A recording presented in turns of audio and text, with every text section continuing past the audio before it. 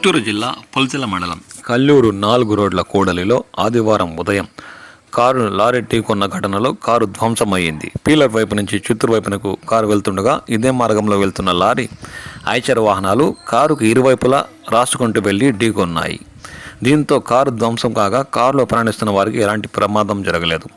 ఘటనా స్థలానికి చేరుకున్న కల్లూరు పోలీసులు కేసు నమోదు చేసి దర్యాప్తు చేపట్టారు. దీంతో 4 రోడ్ల కూడలిలోని దుకాణదారులు ఉలిక్కిపడ్డారు. ఏం జరిగిందేమో తెలియసుకునే లోపే ప్రమాదం పూర్తిగా జరిగిపోవడంతో, ఈ ప్రమాదంలో ఎవరికి ఎటువంటి గాయాలు కాకపోవడంతో వారు ఊపిరి పీల్చుకున్నారు.